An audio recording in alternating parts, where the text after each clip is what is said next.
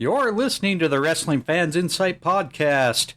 We're going to be covering the week of June 20th through the 24th of WWE, Raw, NXT, SmackDown, as well as AEW's Dynamite and Rampage.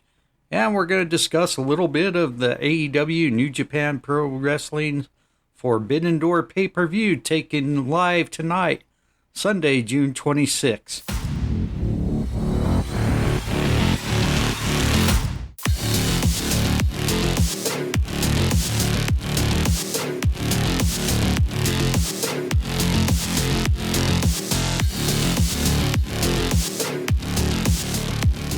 Welcome, everyone, to the Wrestling Fans Podcast. I'm your co-host, John Hoppy, with my brother, William. How's it going, Will? Oh, it's going fabulous. Just fabulous? Would you like another answer? I'm tired. Oh, well, just like everybody else, I guess. We're all tired, but hey, we're here to grind another week of content for you, and we're going to get right to it. Let's start off with Monday Night Raw.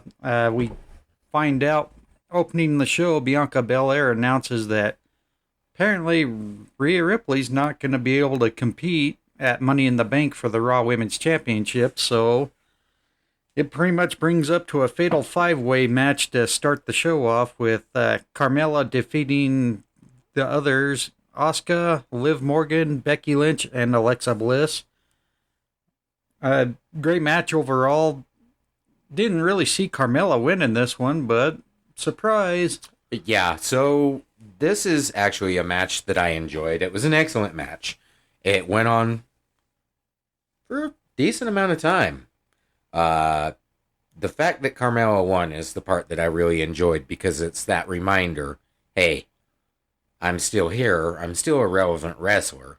She may not be the best wrestler we've seen in the women's division, but she's always been there, and she's always athletic.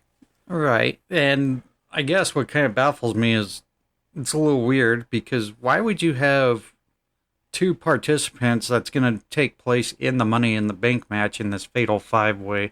Wouldn't it made more sense to just have a triple threat between Asuka, Becky Lynch, and Carmella? Probably would have, but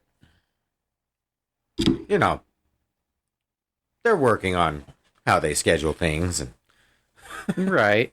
I guess it would just, for me, I know in some instances a lot of talent have done double duty at a pay-per-view, but I think if you have them in a Money in the Bank ladder match and then again, like in a championship match, might be a little rough going there. Maybe. So here's the question. If it was somebody in that fatal five-way that was in the Money in the Bank and they won the fatal five-way, and then turn around and won the Money in the Bank.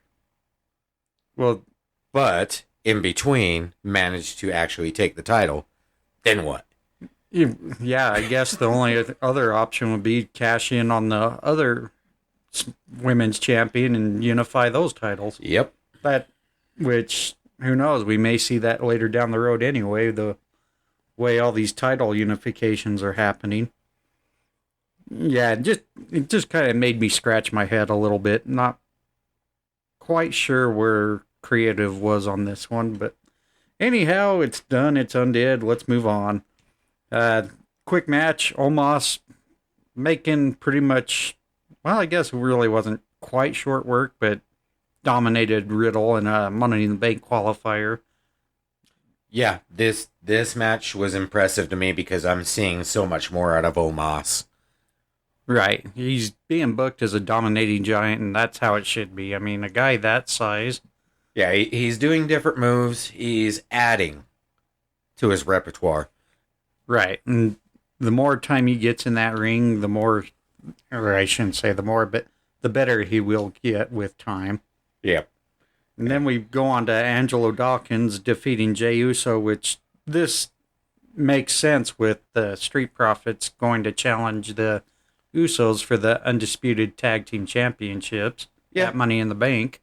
Yeah, and they've actually done a really good job. I know it was questionable to have the Usos come back and score a victory, but they're going back and forth like they should in this rivalry. Right.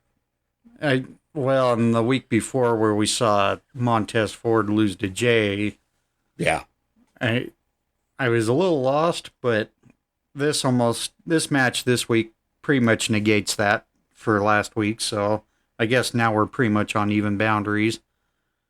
Going on, Bobby Lashley defeats Gable, Otis, and Theory. yeah, pretty much a gauntlet match. Bobby Lashley first defeats Chad Gable, gets a DQ win over Otis, and then has pretty much a short match winning with a cradle against Theory. But Bobby Lashley had to go through the gauntlet in order to be the challenger for the United States Championship at Money in the Bank to go against Theory. And I think that'll be a good match. Unfortunately, I'm going to call it early. I think somehow Theory finds a way to retain the U.S. Championship against Lashley. Absolutely. And let's give a shout out to Gable on this particular match. Yeah. He really, really stuck it in there. He did. He was the longest match of the three, and I'll tell you, the guy can go. Oh, yeah. We got to see the skill. I just hope at some point they'll get him more in the singles role, break away from Otis. And yes, please. I mean, the guy definitely would be worthy of, United States or Intercontinental Championship run at some point. Oh, yeah, I agree. And in the future, more. Right. Then we go on, a match that didn't make sense. AJ Styles defeats Tommaso Ciampa, or I guess now they must have taken Tommaso out of his name. They did. They just call him Ciampa now. Yeah, now they just call him Ciampa, and really don't get that. Anyhow, not much for the match other than, AJ's making fun of Mrs. Tiny Balls to set it up where Ciampa attacks AJ from behind. Yeah, that's not going away anytime soon. No. Ms. Tiny Balls is not going away. Sorry, people. Yep. And then we go to the main event. Asuka defeating Becky Lynch in a Money in the Bank qualifier. Both ladies doing double duty for the night. Apparently, after the Fatal 5-Way, Becky Lynch went to Adam Pearce, all butthurt about having another opportunity taken away from her for the Raw Women's Championship. And Adam Pearce says, okay, well, you had your shots, but we'll do one more time. We'll put you in a qualifying match with Asuka. And that's it. What we see, and it started off really good. Becky goes after Asuka before the bell even sounds off, and we're going to see one hell of an aggressive match between the two women. It was a good match. Ultimately, the ending, Becky got her bell ring. Oh, yeah. And that's it, You've had your chances. Stop complaining. However, I think they are going to find a way to still include her. Oh, I'm sure some way, somehow, or she'll get involved in the main event between, Belair and Carmella. Who knows? Right. Maybe Becky will attack Carmella and they'll throw Becky in as the replacement. So, I mean, you can almost go anywhere with that angle. Having said that, we really haven't discussed the men's Money in the Bank all that much. I'm just going to call it. I'm predicting Rollins. Yeah. He's kind of just due. He is. And really, he's the only one so far that's in that match that really has never really lost to Roman. Yeah. In fact, any of his losses were always questionable. So yeah, I have a feeling they may go with Drew McIntyre too. They might at this point. Yeah. I mean, Drew, right now the only two that make sense to win this is Drew McIntyre and Seth Rollins, and that's pretty say it. I'm trying to make sure I get the words right. Not predictable. That's what I was trying to say. Sorry, my brain's fried already. It's the weekend. It's Sunday. Hey. Yeah, and spent too much time in the sun yesterday, so it's really fried. Anyhow, not a lot to Raw this week other than, it was a build-up Raw. It was a build-up to Money in the Bank, which this is what we need, and hopefully it's a better build-up for next week going into the premium live event.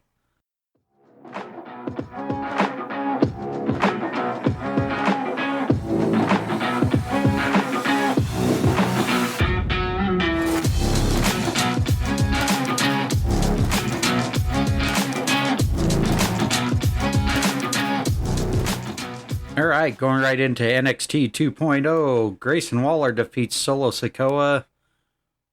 Decent match overall. I felt Grayson Waller is getting some good momentum to become a serious title contender again. Absolutely. And, I mean, ever since the first time I saw Waller wrestle, I knew that this guy is going to go places. It was a good match, and I really, really love how they made that turnbuckle look like it was actually unintentional.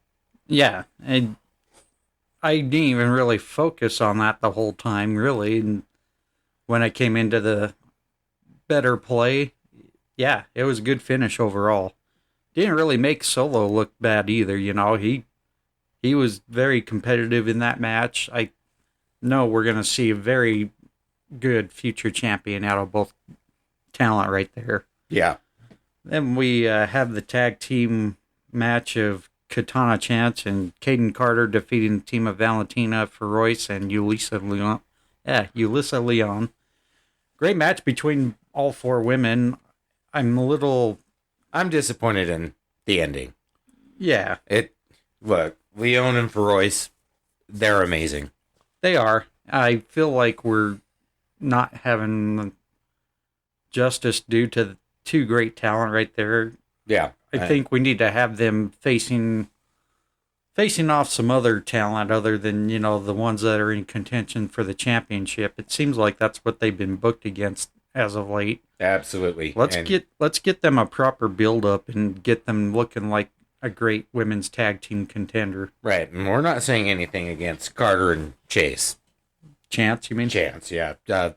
They too are amazing, but like you said, the Leon and Feroz really never got that build up. They had a kind of a remedial match at the very start, and then they just absolutely elevated them into facing the contenders. Right. Why would you do that? Yeah. Well, I mean, that seems to be the consistent booking on them, and they're much more deserving than what this is being shown right now. Moving on, Roderick Strong and Damon Kemp defeat Legado del Fantasma's Walking Wild and Cruz del Toro. And, of course, more dissension between D'Angelo family and Legado del Fantasma. It's not making sense to really keep these guys together anymore. Well, it didn't make sense to really have them join whoever's faction in your house, but that's the way it went. It's just reminding me of when NXT takeover happened, when the very first NXT run happened, when it came to Wade Barrett and the rest of the guys, you know, like Titus O'Neil, Darren Young? I can't remember what his name was. But you had Heath Slater, PJ Black back then, known as Justin Gabriel, all that. But we had a little small faction where NXT's Wade Barrett took on John Cena, and if John Cena lost, he had to join the NXT crew. And this is pretty much what it reminds me of, is, you know, we got Legado Fantasma being the John Cena-like of the family and resisting everything that the family's doing. Yep, I'm with you on this, simply because I'm tired of the muddy interference. Yeah. That's all it is these two have come together, and they're just screwing each other. Yeah, I mean, it was pretty much the most predictable outcome of what was going to happen once they moved forward with that angle from the In Your House match. I mean, we see later on in the main event. We'll talk about that here in a minute. We go on to Cameron Grimes defeating Idris Enofe, and Enofe looked really well in this match against Cameron Grimes. Cameron Grimes looking much better as he's getting more serious with his role. I definitely starting to like the more aggression and the more competitiveness out of Cameron Grimes. Absolutely. Again, I think I had pretty much the same notes that you did. I noticed the same things. This was a good match, and Enofe did a great job. As far as Grimes, what you're talking about, I call the chip on the shoulder, and he kind of played that before he got that. What was it? The North American. Yeah, the North American Championship. And it worked for him. And if that's going to continue to work for him, then that's something he can build on as to who he is. Right. And like I said, I think Cameron Grimes is a great talent. The problem with his last few series of wins has been nothing but gimmick matches. And I think if we can get him away from the gimmick matches and showcase the seriousness of his character, it's going to make him look really good in his NXT Championship match with Braun Breaker. Agreed. Then we go on to Von Wagner, pretty much in dominating fashion, getting the victory over Brooks Jensen. So, question about that. Wasn't it supposed to be Briggs? That's what I understood. That's what I had written down from the previous week. What happened to Briggs? I don't know. I mean, I was a little lost on that. Yeah. But anyhow, yeah, we just go by whatever they threw out there for us. Then we go on to Alba Fire getting a disqualification win against Lash Legend. Lash Legend taking Fire's bat to her pretty much to end the match, being the heel, not like in the way that things are going for her in the match. Although I will give Lash this was definitely one of her better showings. Yeah. The unfortunate finish with the bat, though, didn't make sense. I've voiced my opinion a lot regarding disqualifications and muddy endings. I don't like them, but I do think this one somewhat worked to kind of just elevate her character just a bit, showing that she's willing to go to that place, the raw aggression. Yeah, and she definitely has been needing a lot of time to work on her in-ring work. But I want to see them do more with Alba. Yeah. Alba definitely not deserving, has earned a better spot to be than where she's at right now. Absolutely. And then in the main event, Carmelo Hayes retains his North American Championship against Tony D'Angelo, which we mentioned earlier. We were going to see more of the whole Legado del Fantasma conflicts with the D'Angelo family. Although it was just looked like it was more miscommunication because we see Cruz del Toro and Joaquin Wilde trying to interfere in the match, and unfortunately it backfired. And I don't know if it was intent or not, but either way, it just didn't work out for Tony D'Angelo. No, D'Angelo ended up with the brass knucks. Yeah. And, you know how that's going to work out.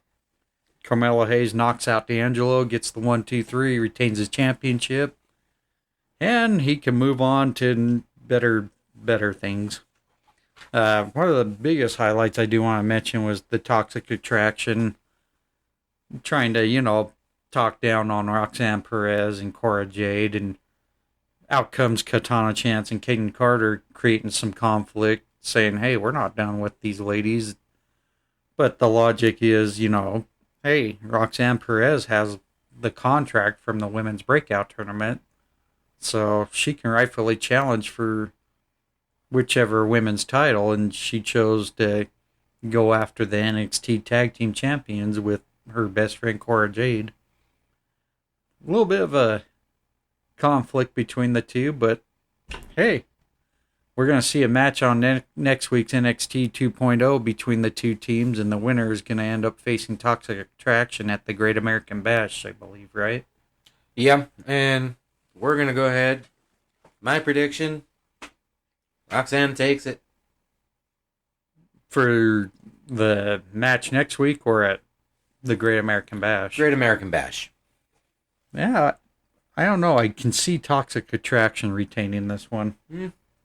But who knows? It can go either way. It's the great thing about NXT is it always makes you guess because you don't know which direction they're going to go with.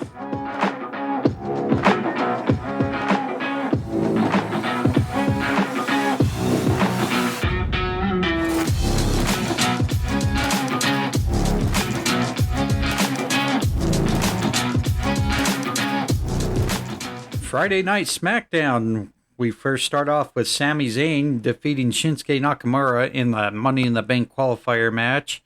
Yeah, this was a good match, actually. It had an odd ending. I don't think any of us were really expecting it. And then there's the implications as to where this is going to go. Well, the 3 count was the 3 count that Shinsuke had on Sami. Yeah. Like, you clearly saw the hand hit, you heard it, and then the kick out. Well, it wasn't so much the kick out. The showing was Sami had his foot on the rope, then not on the rope, and then under the rope. Yeah. Which, I don't know. It was a good call.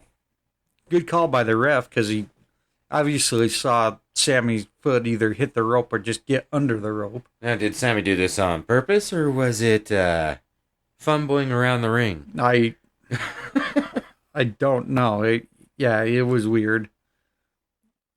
It confused the fans because the fans saw this 3, but anybody who watched on TV clearly saw Sami's foot actually hit the rope and then went under the rope. Yep. But then, with Pat McAfee kind of helping muddy the waters even more with the whole, wait a minute, the ref's hand hit the mat. Well, okay, but if the foot hit the rope or under the rope, the ref's got to call it as they see it too. It was goofy. It could have had a better ending than what it did. I did think they make the right move having Sami move on. Yeah. I've been waiting for them to have Sami push further for a while now. Like, he's basically been, the class clown for 3 years? Yeah. It's time for him to be booked much better than what he is. Yep. And then we go into New Day versus Jinder Mahal and shit. Nope. No. They're just, yeah. Dancing Shanky all day long. Dancing Shanky, and then we get the Vikings enter. We get the return of the Viking Raiders. And they did this so well. Yeah. It was a little odd seeing them come in from the crowd, though. Yeah, it was. I mean, I would have expected them to come through the entrance. This was not typical Viking Raiders. There also weren't typical movements out of them. We're seeing different things out of the Raiders. Oh, yeah. I mean, this, in a way, reminds me of their New Japan days when they were dominant there. But, yeah, it threw me off quite a bit the way they came in and did a sneak attack on the Shanky and the New Day. Yeah. But are we officially now seeing the breakup of Shanky and Jinder Mahal? I would say so. And I don't know. Maybe you're right when you say maybe these guys are starting to listen to us. And not just us, all the podcasters, all the fans. A lot of us have had very similar, opinions about what's going on. Right. And then the segment with Adam Pearce and Sonya Deville. Yeah, I really am not liking that. It felt like a shot against Sasha. I didn't really take it like that. I think it was just more of Sonya rubbing it back into Adam Pearce when Adam Pearce overruled Sonya during her authority gimmick, I guess you can say. Right. But yeah, I didn't quite take that as a thump on Sasha. I didn't either up until the point where it came down to Sonya, yelling at him about the respect. And that's basically what went down with Sasha. Yeah, I don't know. I wasn't backstage, and I hope they're not doing it that way. I'm not going to go there. Like I said, I'm not behind the scenes, so I can't really say what's going on. But anywho, it was definitely a unique setup for Pierce kind of to book a 2-on-1 handicap match against Sonya. Yeah, that was weird. Yeah, it almost in a way kind of made Adam Pearce make Adam Pearce's character look a little hypocritical in a way. Yeah. You don't want to make decisions based off anger or emotion, and that's what it looked like after, you saw Sonya Deville come in and pretty much trash him right to his face. But anyways, we move on, and it ends up being Raquel Rodriguez and Lacey Evans teaming up to defeat Sonya Deville, who had some backup with Shayna Baszler and Xia Li, which also didn't make sense either. We see those two get involved attacking Evans and Rodriguez post-match. But we see Rodriguez and Lacey Evans, pretty much come back and clear the ring of all three. The segment just wasn't there for me. No, it didn't pop. Didn't make sense, nothing. I had nothing on this other than it was slightly entertaining. And, I mean, how long are they going to continue to have Sonya lose? Hopefully not much longer. I know there's much better ways to go with Sonya, Baszler, and Xia Li. Absolutely. Let's move on to Gunther retaining the Intercontinental Championship against Ricochet. That was, I think, pretty much a given right there. It was, but what I wrote down was, easy, Gunther. Calm down there, buddy. I mean, oh my God. How brutal do you really have to be? It's a little guy. It's a little guy, but Gunther's laying it in to make sure he lets everybody know he plans on being a dominant and very respectable Intercontinental Champion. And I've mentioned it back after their first match. It was the right move to put the Intercontinental Championship on Gunther. But let's see if maybe we can see a little more prestige brought back to the Intercontinental Championship. Then we see the really unpredictable match. Yeah, it was originally supposed to be Shotzi versus Aaliyah, but I guess Aaliyah's out due to injury or something. I didn't catch up on that yet, so my bad. Yeah, I did not see Tamina being part of this. No. In fact, I thought Tamina was a part of the Raw roster, isn't she? I think she is. Yeah, it was just weird. Must have been like a last-second call-up. It was an interesting match, though. Yeah. And Shotzi manages to defeat Tamina for that Money in the Bank women's qualifier match. And great way for Shotzi to go. I really think either women were actually worthy to win that match. The only thing I'm disappointed in is that they never really went further with Tamina. No, I mean, Tamina, in a way, I feel... She's generational, for one. She's generational, but she's a great talent. She is. She's big. She's tough. She's always been there. Yeah, I think at some point they need to show that she's earned a shot. Not just a shot, but earned a women's title run. I agree. Not women's tag team, but an actual women's championship run. Yep. And then in the main event, which here's the lead up to that. We find out because of Adam Pearce's quick decision, Drew McIntyre and Sheamus were no longer in the Money in the Bank match due to Paul Heyman kind of creating some conflict because neither man won the qualifying match and neither man lost the qualifying match. Logistically makes sense. To me, it would have made better sense to have them go in a rematch. However, the opportunity was brought up that Sheamus and Drew McIntyre were to team up against the Usos, and if they were to win that match, they were in the Money in the Bank match coming up here next week. And to their power, they did it. Sheamus and Drew get the win over the Usos. And lots of things going on in that match. You had the Street Profits make their way before the bell even rings. They didn't really do a whole lot other than, create havoc. Sami Zayn tries to get involved and that backfired. Angelo Dawkins sent him flying. This was a good match, and I hope you found it as entertaining as I did. Oh, yeah. I mean, we started off right off the bat. Butch, man. You got to give it to Pete Dunne, a.k.a. Butch. He is holding that character despite how ridiculous it might be. No, I agree.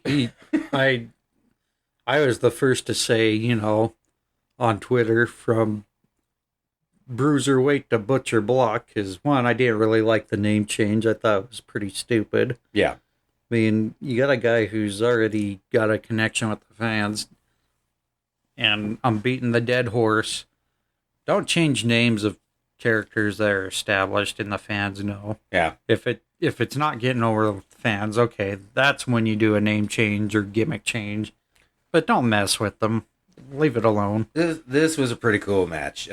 Drew and Sheamus working together, not so well at first, and then coming together. Drew stopping the DQs. Yeah, like we know they've worked together before. They're good. Yeah, it was just a little odd. I was almost thinking, God, are they going to turn this to a tag team championship match too while they're going at it? I think they kind of stuffed it when they, on announcement, the commentators made it clear they're not there for a contendership. It's just a roadblock that was thrown in their way. Yeah, it was a good roadblock, but nonetheless, the two managed to overcome the odds, and we're going to see the two of McIntyre and Sheamus go on to the Money in the Bank in the right way, I guess you can say. Either way, they earned it now, and we're going to see a killer Money in the Bank match here next week.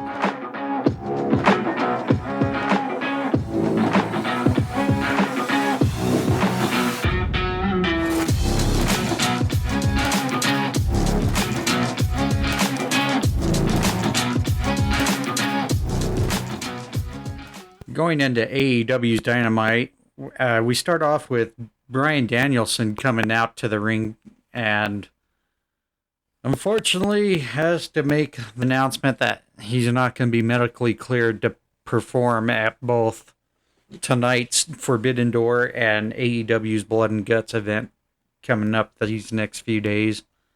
He did make that announcement, but one of the things I took away from it was Bryan Danielson has always been excellent at keeping the fans engaged. Right. Yeah, well, he's one of the better technical wrestlers in all of professional wrestling right now. Oh, yeah. I actually consider him to be number one. I think him and Kenny Omega are pretty much neck and neck at being number one as far as being the best technical wrestlers right now. Right. And the only reason that I feel that Danielson has a leg up on Kenny is that ability to engage with the fans and sell it. Like, even as a heel, he is loved. Oh, yeah. Well, I think to some degree so is Omega. Unfortunately, I think Omega's injury right now is just maybe set him back a little bit, but I never saw what he was out with. What is it? I can't remember right off the top of my head. I think it had something to do with either his back or possibly his back or neck. I want to say back or neck, but I could be wrong. I need to go back and see what he's out for. Right. I just know whatever the injury he's had, it's taken him out for quite some time. But I think when Kenny Omega comes back, he'll be back. He'll come back with no ring rust, really. He's just that damn good. Unfortunately, yeah, Bryan Danielson made the announcement that he will announce at Forbidden Door who his replacement will be. Yeah, that's going to be pretty interesting. The thing I really loved was him adding the part where Chris Jericho paid Zack Sabre Jr. to show that Zack Sabre Jr. is the better technical wrestler than Bryan Danielson. And I don't know, did you ever go back and watch some of Zack Sabre Jr. stuff yet? No. Oh, yeah. tonight you're going to be in awe of what Zack Sabre Jr. can do. I've watched quite a bit of his New Japan content, but he was also in the Cruiserweight tournament WWE he had a few years back, too. I don't know if you saw any of that either, but yeah, that's some good matches to watch as well. Then we go on to the opening match with Orange Cassidy and Roppongi Vice getting the win over Will Ospreay and Aussie Open. Yeah, and don't forget, Trent Barretta was there, but a lot of people ended up showing up to this. It was a great match. It was amazing. I've always been reeled in by Orange Cassidy. Yeah, it's a very unpredictable moment of what Orange Cassidy's going to bring to any match he's involved in. And it's always going to be entertaining. And it's a great build-up to the IWGP United States Championship match to tonight's Forbidden Door. Orange Cassidy bring unpredictability to the match against Will Ospreay's great in-ring work. I think the fans are going to be in total awe, and it's going to be an exciting match from bell to bell. I'm also loving everything that I'm seeing out of Aussie Open. Yeah, Aussie Open's a great team. They should be always on everybody's radar, too, especially when it comes to tag team contention for any brand's tag team championship. Yeah, Aussie Open and FTR. I want to see this just over and over and over again. Or hell, even seeing Aussie Open just get the tag team match against, Roppongi Vice. Shit, even the Young Bucks. There's lots of tag teams they could work with and have some killer matches. Oh, yeah. Then we go into Malachi Black defeating Penta Scoro in the All-Atlantic Championship qualifying match. And damn, dude, that match was nothing short of awesome. Yeah. Yeah, I really can't say it any better. Malachi Black, I've always been a fan of back when he was in WWE. Penta Oscuro is just... He's actually one of my favorite luchadors. Yeah, the guy, doesn't matter if he's tag team or singles, he can make any match look damn good. Yeah, and he's not little.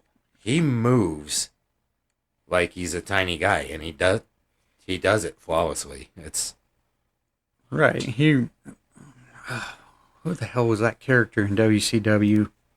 He was one of the luchadors. Was he the one that always had the black mask on? Yeah. I can never remember his damn name. I can't either. I just remember always on the video game selecting him. but yeah, that's Penta Oscuro reminds me a lot like him. He's got an amazing amount of talent. Right.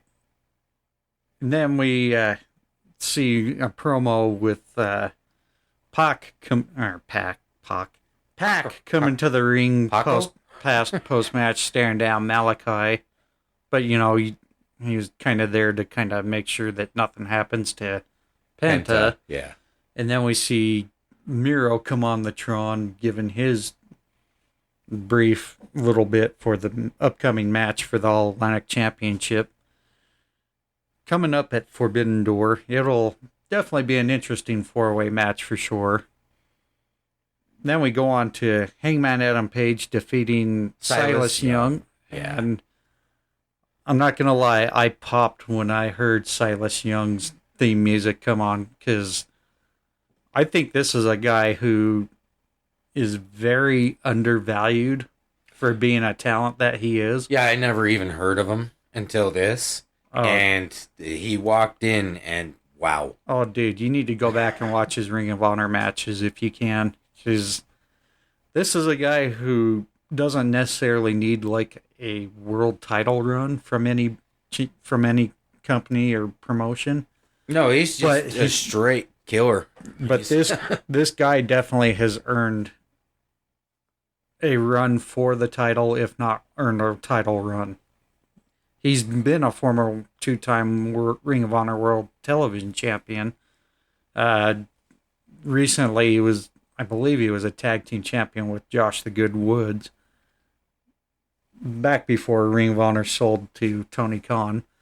However, Yeah, Silas is a good hand. If you ever go back and read his personal life, the guy's gone through quite a bit, and he's worked really hard to be where he's at today. And this is a guy who I really became a big fan of back when he was feuding with Jay Lethal, Jonathan Gresham, quite a few other talent. He teamed up with the Beer City Bruiser for a little while there too. Yeah, Silas, I have nothing but infinite respect, and I hope he makes the best of anything that he's gonna be appearing on here shortly. Then we go on to post match Hangman Adam Page, Adam Cole, Jay White, and then Kushida Okada coming out and making their way. We see Jay White and Adam Cole basically double team on Hangman Adam Page until Okada comes out, and you know how over Okada is, being, the face of New Japan Pro Wrestling. When his music hits and the fans pop, I'll tell you, that was really awesome to see the crowd react to Okada coming out. The Rainmaker, he's pretty much similar to like the New Japan's version of The Rock. Great talent, knows how to promo very well, very over with the fans. I think we're going to see a great four-way match between these four competitors for the IWGP World Heavyweight Championship at Forbidden Door. And then we go on to seeing Toni Storm defeat Marina Shafir in a match that I don't know it really did anything for either talent. I mean, it was a great match, but it didn't really move the lines other than seeing, Marina Shafir and Nyla Rose attack Toni Storm, and Thunder Rosa comes out for the save to give Toni Storm her respect. The only thing that I consider notable about this match, and you're not wrong, it was a good match. To me, it didn't make a whole lot of sense, but Shafir was looking much better in this match. Oh yeah, she's gonna continue to improve the more and more she's in the ring. It was a little weird seeing her smile at one point. The thing, I said it in previous episodes, I don't think she had her fair shake being in NXT. I think they could have done more things with her, but it felt like they gave up on her. And she had to move on, and luckily she landed here in AEW, but I think we just need to get her more and more out on ring and TV and everything, and watch her develop as a good hand. But the thing that kind of I took note was watching Toni Storm about to attack someone with, I can't remember who she was about to go after with the AEW Women's Championship, but then you see Thunder Rosa take notice of Toni Storm with the title in hand, and you could see the tension a little bit, but you could also see the respect between the two women, and I think we're going to get great AEW women's match here at Forbidden Door. And then we go into the main event with Jon Moxley and Hiroshi Tanahashi defeating the team of Chris Jericho and Lance Archer. What a way to build up to the go home for the Forbidden Door pay-per-view coming up.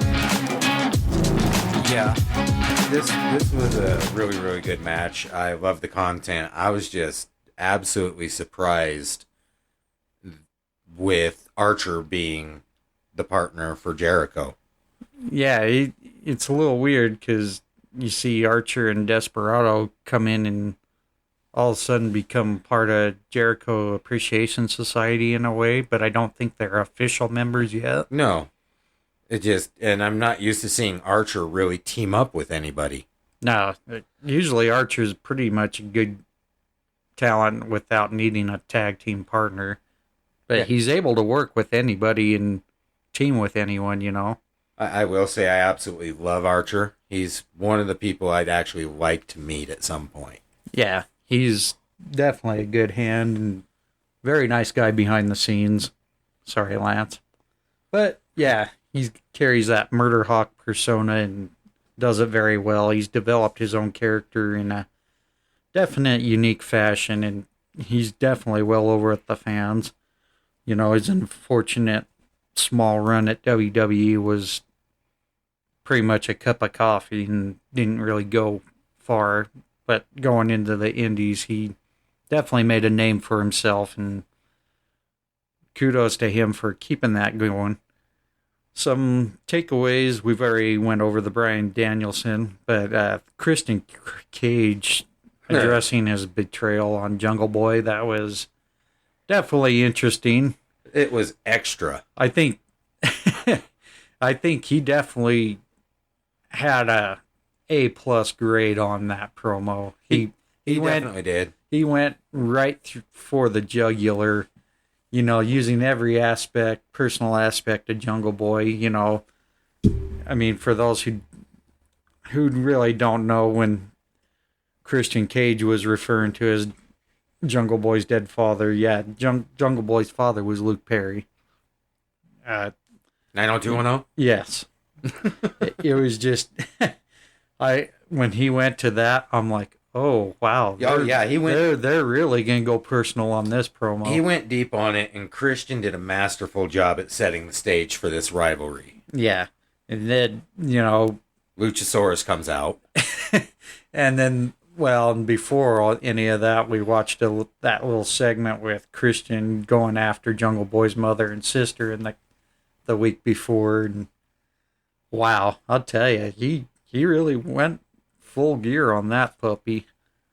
And then we see Luchasaurus come out and defend the honor of Jungle Boy, but we see Christian manage to get a sneaky upper hand, you know, using Marco Stunt's name, and I don't know where they're going to go with that. Do you think he's going to have Luchasaurus turn on Jungle Boy too? I kind of see it going that way, and I do want to see it go that way. I want to see Jurassic Express split and those two pursue more single. Yeah, I think Jungle Boy eventually will be a future AEW World Champion, as long as, you know, AEW continues to see the worth in Jungle Boy. Yeah, and I want to see Luchasaurus, Mr. Big Guy. I want to see him focused less on having to worry about other people. Yeah, I mean, Luchasaurus is he's got the size, he's got the in-ring skill. He doesn't necessarily have the speed yet, but well, it's hard for big guys to really have speed, yeah. But he moves really well for a big guy. Oh yeah, I think he should also be noted as a great singles competitor as well. Mm-hmm. Especially if you watched him in New Japan and Ring of Honor. Overall, I thought Dynamite had a great go-home build-up to the AEW New Japan Forbidden Door coming up tonight live on pay-per-view.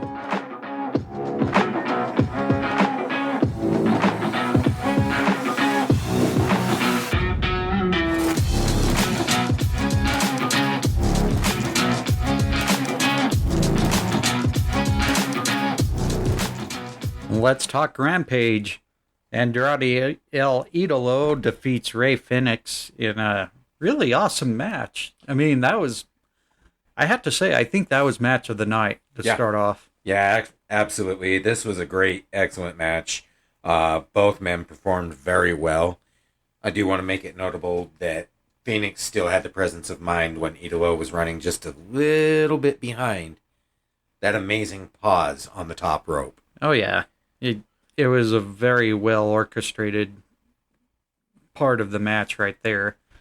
But I loved the fact the way that everybody was getting involved. We also saw, you know, Alex Abrahantes and yeah. and it's okay. Jose the assistant. I don't know why I was thinking a different name for him, but watching those two go at it while, you know, both Andrade and Ray were out of the ring, but we see the unfortunate part with Roosh coming down to the ring and pretty much giving Fenix a kick in the balls. You're welcome there again, Carlos. But yeah, it's that was the unfortunate sight to see, to watch Roosh come and be the factor in hand to cost Ray the match against Andrade. Yeah, and there's a lot of low blows that are going on around Andrade. So I want to take a step back to that battle royal that we talked about, where there was a flying low blow. Yeah, that was Andrade. Yep, and I'm pretty sure it was actually Phoenix that he got. Oh, so it was pretty much, it was just pretty much Andrade's partner now getting his kick in. Yep. No pun intended. But, yeah, it was a good match. I loved the way they paid tribute to Eddie Guerrero with the Three Amigos. You know, Andrade made the attempt to do the Three Amigos, but only got two of the three in, and Ray Phoenix was able to get all three in. Yeah, I mean, lots of great stuff going on in there, and then we see Penta come down to try to save his brother after he was unmasked by Rush. You know, nothing more humiliating than watching a luchador lose his mask at the hands of their opponent. Great way to build some drama between the two there. Then we go into pretty much an unorthodox match. Was weird. Yeah. This was weird. Serena Deeb and Mercedes Martinez defeating the team of Sierra and Lady Luck. Yeah. I never saw Deeb and Martinez really working together like that. And then to put them up against a couple that we've really not heard that much about. I do want to say that Lady Luck was very impressive in this match. Well, and so was Sierra. I mean, they showcased some great talent against the two well-known stars. I don't know. I think this could have been a match more suited for Dark than for Rampage, you know? Yeah. I mean, to me, this should have been more of kind of like, it kind of felt like it was more like the old school WWE superstars, you know, where you had the jobber talent getting over the more over talent. And I kind of would like to see Rampage go in the direction of keeping their well-known talent on the card rather than, you know, let's build up the better talent, have the better matches. Yeah, I did like the double tap. Yeah, that was definitely a good way to end the match in some fashion. We have Serena Deeb and Mercedes Martinez trying to outdo each other in a sense, and nothing wrong with that type of scenario, you know. But I think we're going to eventually see Serena Deeb challenge Mercedes Martinez for the Ring of Honor Women's Championship at some point. them Hispanic names just keep getting you, buddy. It's any foreign name gets me. Well, any name that's not English. Yeah. It always manages to get me. Then we go on to see Hook defeat New Japan's the DKC. Yep, holy crap. The only thing I'm going to make note is I would like to see Hook now booked with more competitive challengers. Yeah. I mean, we've already seen that Hook can dominate and everything, but let's kind of start getting Hook a little more into the longer matches, see what he's got against these guys that are bigger name and can go for a while. Yeah. The reason I said holy crap is because of how quick this went. Yeah, I mean, it wasn't a very long match, but of course, you know, Rampage is only an hour long, so... Yeah, I kind of want to see Hook get moved over to Dynamite. Well, I think he has wrestled on Dynamite, but... Very little. Very little. However, I do get what you're trying to go at with that, too. So, yeah, it would definitely be nice to see Hook be booked on the longer event than the shorter one. Yep. Then in the main event, we had Jeff Cobb and defeating Cash Wheeler. Jeff Cobb is one of those talents that he's great whether he's tag team or if he's singles. And you heard them make note on commentary, you know, when he first debuted at Ring of Honor, his first match was for the Ring of Honor World Television Championship, which he defeated Punishment Martinez, which everybody now knows in WWE as Damian Priest. Jeff Cobb is a talent where I think eventually, no matter what promotion he's in, he will eventually be a world champion for that respective brand, easy for me to say, wherever he's at, you know. Yeah, I love this match. Wasn't that familiar with Jeff Cobb. I've seen some of his stuff, but he's like a little grizzly bear in there just tearing it up. Oh, well, and his finisher, the Tour de Islands, I think it's called, that's a move that's very unique, you know. He spins his opponent in a different type of fashion than you see most traditional power slams. It throws you off, but it's effective. And Cash Wheeler, let's not let him get unnoticed. Whether he's tag team or singles, he can put on a good match with anyone. We saw him do that with Dax Harwood at the Owen Hart Foundation qualifier match. And just an opinion, I do actually consider him one of the most underrated wrestlers. You're talking about Cash Wheeler? Yeah, he just really does not get any real recognition in the bigger scale of things.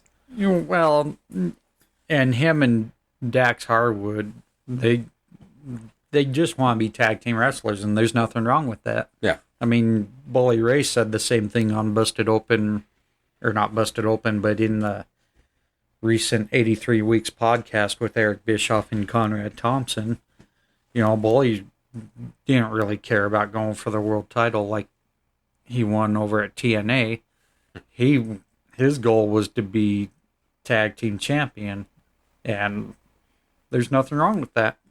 I think that's Cash and Dax's goal, is to be the best tag team champions ever and bring back the traditional tag team wrestling, which you kind of see that with a lot of their matches. They believe in all the old school stuff, much like, you know, how Arn and Tully were. Same with Ole and Arn. However, I thought Rampage was a good build-up. Oh, forgot to mention, right at the end of the show, saw all chaos ensue, you know. Yeah. Everybody from New Japan and AEW coming out, Eddie trying to lay his shots into Chris Jericho. That went everywhere. Oh, dude, it was a good way to end the event, you know, building up to the pay-per-view. The fans got a show. Oh, they did. They got their money's worth for that one.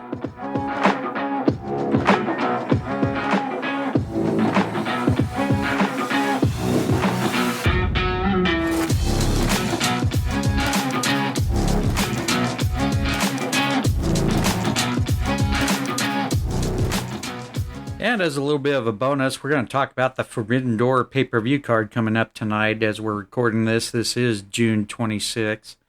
So let's start off with the buy-in. We got Max Caster and the Gun Club, Billy, Colton, and Austin taking on the team of LA Dojo, which is going to be Yuya. Jesus, do I even dare pronounce these names?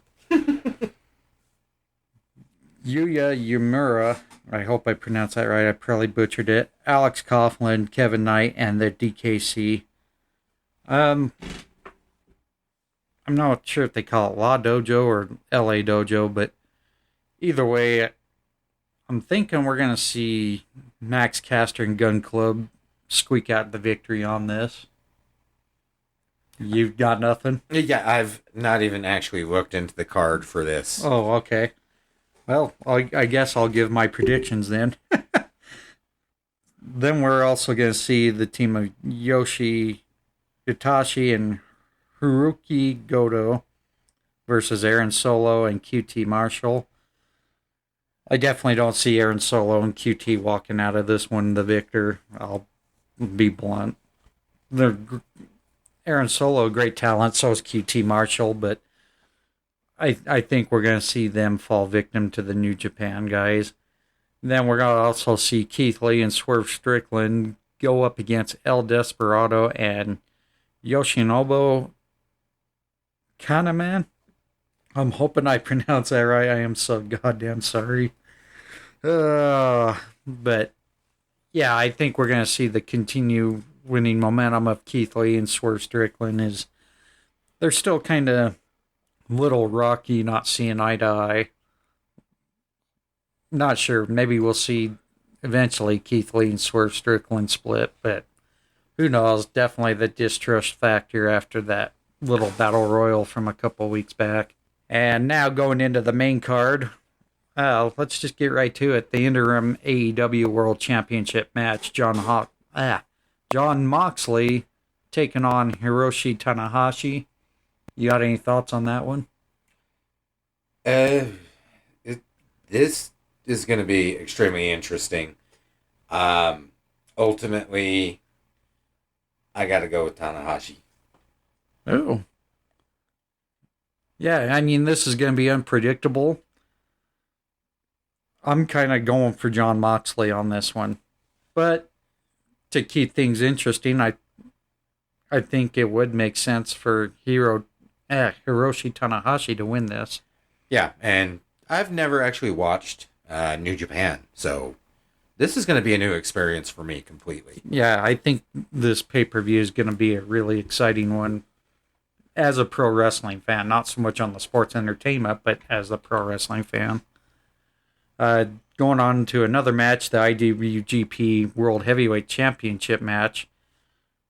Pretty much fatal four-way style. We got Hangman Adam Page going up against Adam Cole, going up against Kazuchika Okada, the former IWGP World Heavyweight Champion, taking on the current IWGP World Heavyweight Champion, Switchblade Jay White. For great talent, I just see somehow Jay White retaining the championship. I have the same viewpoint on that one. I know New Japan doesn't generally like having their champions have short championship reigns. They definitely like to have their championships have more meaning than most other promotions, you know. They don't like to hot potato their titles. But I'm definitely going to say I'm going with Jay White taking the championship, or retaining the championship on this one. AEW Women's Championship match, Thunder Rosa taking on Toni Storm. I think it might be just a little too quick to put the championship on Toni. Yeah. I don't think it would be a bad idea either, though. A lot of fans' general reaction is Thunder Rosa's reign at the moment seems a little dry. And as much as I think for myself on a lot of these things, I'm kind of with a lot of the majority on this one. I feel Thunder Rosa earned her championship reign. I just don't see the luster in it. No.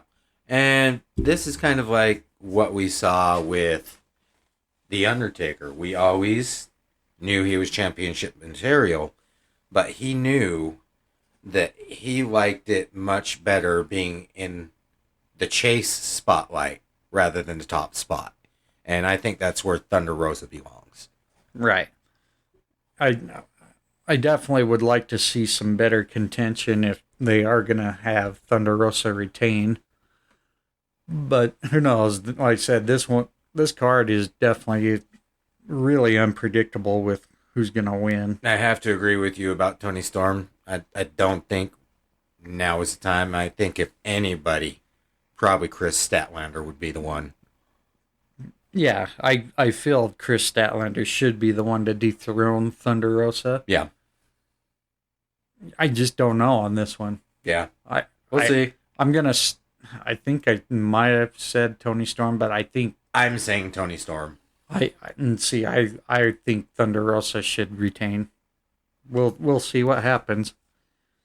In the IWGP United States Championship match, champion Will Ospreay defending against Orange Cassidy. Going to be a great match. Two different styles. You know, Orange Cassidy being the talent that doesn't look like he tries, but then surprise, he can wow you with his performance. Will Ospreay, very great talent. Watching him in New Japan, I think Will Ospreay ends up retaining the championship against Orange Cassidy, which will definitely be nothing but short of it. It will not be definitely be short of excitement. No, But I think Will Ospreay will have the upper hand on this one. I don't even care who wins on this one. I just want to see the match. And I think that's pretty much the general fan feeling right there. AEW All Atlantic Championship match, 4-way between Miro, Pac, Malachi Black, and Clark Connors. I see Clark Connors getting the victory on this. I do too. The only reason is because out of the common denominator, Clark Connors is not AEW, he's New Japan. Yeah, I see the same thing coming, but there's going to be a lot of terror in the ring with Miro. If I was to narrow it down to two people, I would say it would be Miro or Clark Connors. And yeah, and I'm going with Clark Connors on this one. I'm super stoked about Miro's return. I'm also looking forward to Brian Cage coming back. Well, Brian Cage is Ring of Honor with Tully, so are Tully's guys gonna be in this card? I don't know. So I don't think they quite made the card as of now. So we'll see. Then pretty much everything, or winner takes everything here between the IWGP Heavyweight Tag Team Championships and the Ring of Honor Tag Team Championship. FTR versus Jeff Cobb and Great O'Khan of United Empire taking on Roppongi Vice. I am at a standstill on this one. I have a feeling Jeff Cobb and Great O'Khan ends up walking out with everything here. Yeah, but I see this match being a hair splitter. Yeah. I wouldn't be opposed. I really wouldn't be opposed to seeing Roppongi Vice taking it all and scoring the upset win against both teams. Oh, yeah. That would definitely make for interesting television right there.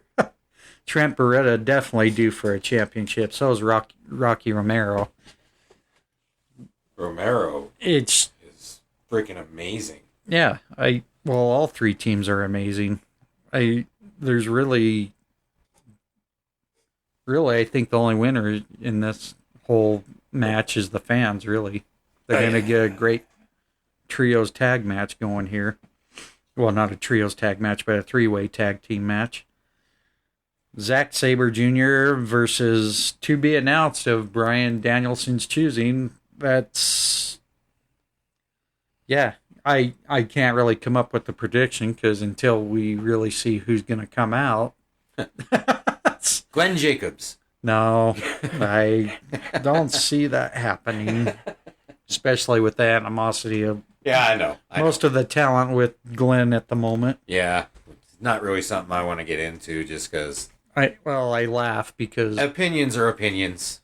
The problem is politics have taken over everybody's life, and that's ridiculous. Yeah, it's no reason for people to be at each other's throats or disrespectful towards one another. No, politics has done nothing but divide everything, and I'm not going to get into it much because I don't care to talk about it. Nope. Moving on, we got a trios tag match. Chris Jericho, Minoru Suzuki, and Sammy Guevara. Guevara taking on the team of Eddie Kingston, Shota Umino, sorry if I butchered that again, and Wheeler Yuta. I'm saying Jericho's team's going to take this one. Yeah.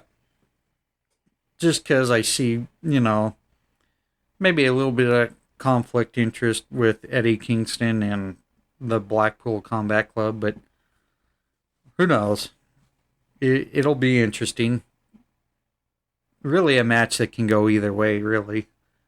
I just think Chris Jericho will have the upper hand, being, right. Being the veteran he is. There's chaos, but then there's organized chaos, and that's where Jericho comes in. Right. And then the last match we haven't covered yet, the team of the Young Bucks, El Phantasmo, and Hikuleo versus Darby Allin, Sting, Shingo Takagi, I hope I pronounced that right, and Hiromu Takahashi. And I'm going Bucks on this one. I think Darby and Sting's team ends up winning this, but I could have sworn I read that Takahashi might not be at this event. I think something came up, or injury or whatnot. It'll be interesting to see if Takahashi does show up. I don't know. This one just kind of seemed like a last second filler for the card, but I'm not saying it won't be an exciting match either. I think Young Bucks get so much criticism from the old school fans that nobody knows how to really sit back and enjoy watching them. I think they do a great job in the ring. I enjoy the crap out of them. I see them as a new age Hardys, and they're really, really freaking talented. Right. Basically, Hardy's Light, as most people would call them. And you know what? So what? Yeah. But they bring a different style of the Hardys, if you're going to call them Hardy's Light. Yeah. And you can sit there and smash on them all you want, but what was wrong with the Hardys? Nothing. Everybody loved them. Yeah, they were a unique team coming into the WWE, and they brought something new, something special. Yeah, and the Bucks, they may look like a Hardy's Light, but they don't definitely wrestle like a Hardy's Light. No, they are so much more accurate, talented, skilled. The array of movement that they've got, their moveset is incredible. Yeah, probably the only thing I would agree with on the criticism is they could sell their opponent's moves a little more. Yeah. That's about the only gripe I would have. But other than that, they're a good team.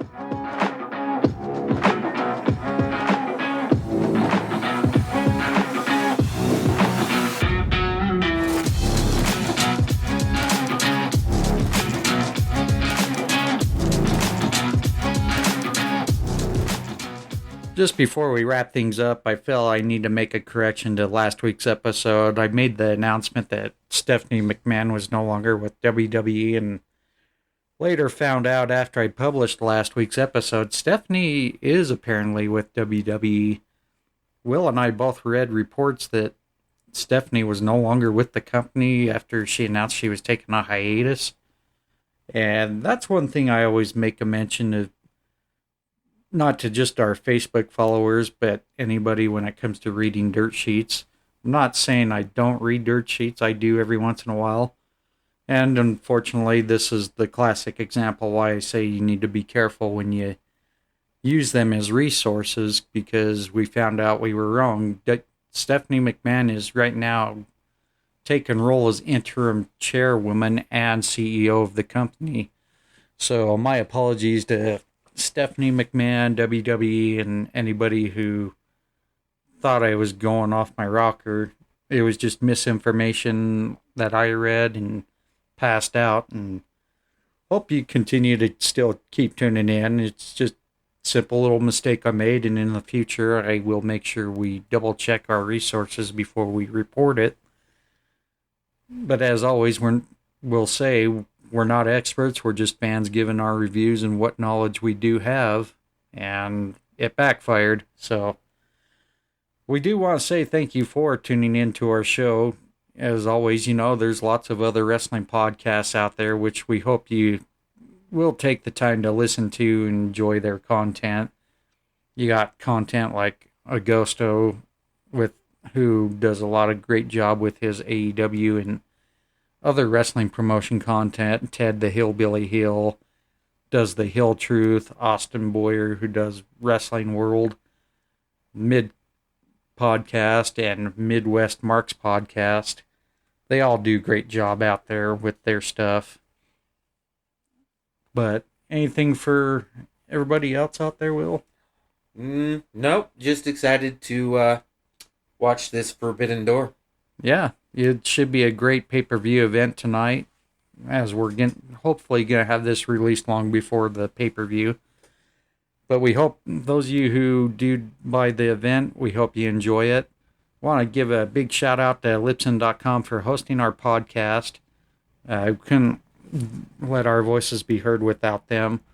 Also want to give a shout out to Pixabay.com for allowing us to donate money and download songs from their site for our intro, commercial breaks, and exit. But also want to say thank you to Coma Media, Light Saturation, and GVidden for allowing us to use their music for those purposes. Also want to say you can interact with us on our voicemail, area code 385-367-4772. You can leave us a voicemail. Who knows, may get on the program if you keep it nice and clean and professional, but also don't be afraid to give your viewpoint. You can also interact with me on Twitter. I do more than just wrestling, by the way.